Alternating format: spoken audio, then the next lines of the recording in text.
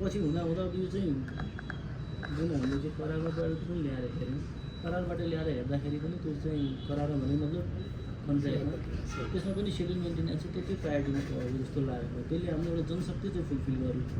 जुन मेन्टेनेन्स चाहिँ अहिले हाम्रो एकदमै टाइममा भइरहेको छ कम्पेरिटिभली अन्त भन्दा 3टा टिममा, त्यसमा हामीले सुधार गर्न सक्यौँ। अलिकति कल्चरमा चाहिँ सेटअप गर्न चाहिँ गाह्रै हुँदो रहेछ, समय पनि लाग्ने रहेछ।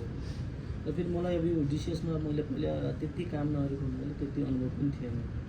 तपाईँहरूकै हात भरोसा, तपाईँहरूले जुन साथ सहयोग गरेर एउटा चाहिँ राम्रो एउटा ल्यान्डमार्क सेटअप भएको छ। अब यसैलाई नै कन्टिन्यू गर्नुपर्छ, अझ योभन्दा थप अगाडि जानुपर्छ। अलिकति नयाँ टेक्नोलोजीहरू हामीले चाहिँ ल्याउनुपर्ने छ। अहिले पनि पुरानै टेक्नोलोजीमा छौँ हामी।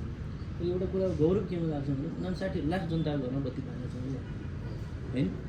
आकाल झुकल बत्ती नि हो, तर बत्ती त पाएका छौँ 59 लाख जनताको घरमा। यस कुरामा चाहिँ हामी सबैले गौरव गर्नुपर्छ। र सबैभन्दा दुःख चाहिँ तपाईँको चाहिँ यो प्राधिकरणमा कुनै निर्णय छ भने डिसिएसकै छ सबैभन्दा दुःख।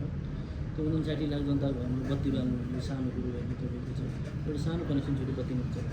ती सबै कुराहरू चाहिँ मेन्टेन गरेर होइन, चाडपर्वमा त्यही किसिमको प्रेसर हुन्छ, पानी पर्दा त्यही किसिमको प्रेसर, बाढी आयो हाम्रै प्रेसर होइन। भन्दाखेरि यस्तो हुँदाखेरि पनि यस्तो प्रतिकूल परिस्थितिमा पनि तपाईँ सबैले चाहिँ गरिराख्नु भएको छ। अब त पहिला त म चाहिँ त्यहाँ बसेर काम गरिरहँदाखेरि तपाईँहरूले चाहिँ धेरै निर्देशनहरू दिइराखेँ मैले।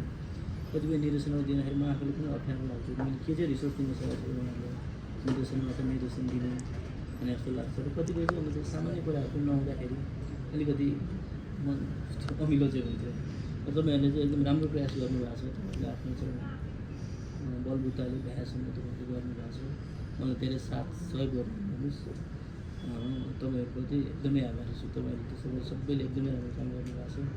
अलिकति अब चाहिँ अब यो उसले हाम्रो यो न तथा प्राविधिक सेवा विभागले चाहिँ अलिकति यो चाहिँ खरिदबाट अलिक बाहिर आउनुपर्छ। त्यो चाहिँ किनभने यो न तथा प्राविधिक सेवा विभाग भनेको चाहिँ डिसिएसको हार्ट नै हो। तपाईँले हो नयाँ टेक्नोलोजी ल्याउने, तपाईँले नयाँ नर्म्सहरू डेभलप गर्ने, नयाँ किसिमको चाहिँ डिजाइनहरू चाहिँ निकाल्नुहोस् होइन। अब मोडर्न युटिलिटीहरू कसरी चलिरहेको छ त्यसरी गर्नुपर्छ।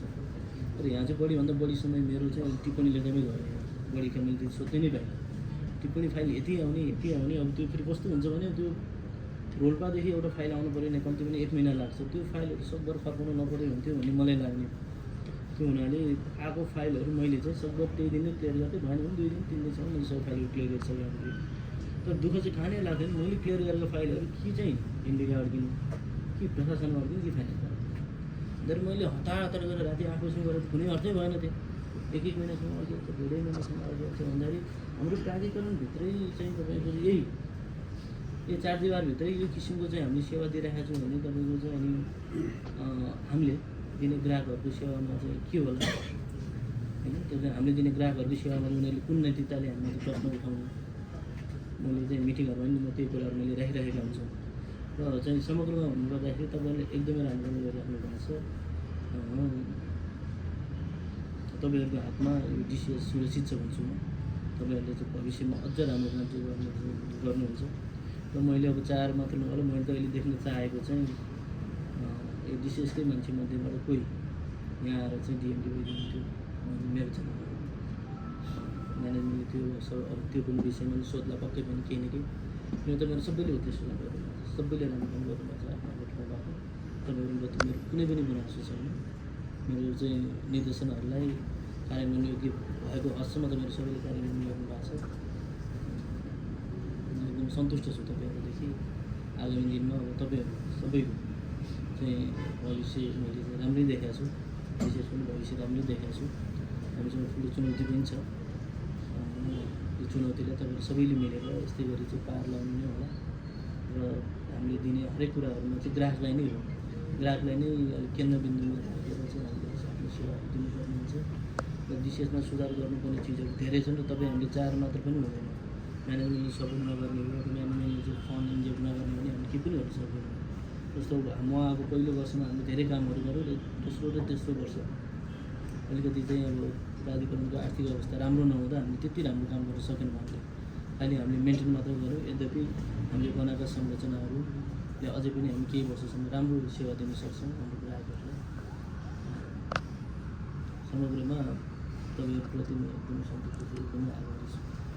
र यो डिसिएस तपाईँहरूको प्राधिकरणको सदैव चाहिँ उत्तरोत्तर प्रगति गर्ने काम र यो चाहिँ अब यति 3.5 वर्षको समय भनेको लामो समय हो। त्यति बेलामा मैले केही कतै अब तपाईँहरूसँग चाहिँ अलिकति ठुलो स्वरले गऱ्यो होला, केही चाहिँ नराम्रो कुराहरू गरेँ होला, ती कुराहरू सबै चाहिँ संस्थाको लागि थियो भन्ने सम्झिँदै होला। तपाईँहरूप्रति मेरो कुनै पनि गुनासो छैन, कुनै व्यवहार छैन। तपाईँहरू मेरोलाई सबैजना समान। काम गर्दाखेरि कोहीले चाहिँ काम हेरेर कहिले कसैलाई नजिक ल्याइयो होला, कोहीले कसैले टाढा पार्यो होला, त्यो भनेको चाहिँ तपाईँको व्यवसायिक कुरा भयो। तर चाहिँ व्यक्तिगत रूपमा तपाईँहरू सबै मेरो समान हुनुहुन्छ, तपाईँहरू सबै मेरोलाई उत्तिकै आदर मेरोलाई सबै तपाईँहरूले चाहिँ तपाईँहरूबाट मैले उत्तिकै माया पाएको छु, मैले तपाईँहरूले त्यत्तिकै माया गर्छु। यति भन्दा मेरो आजको सत्र हेर्ने टुङ्ग्या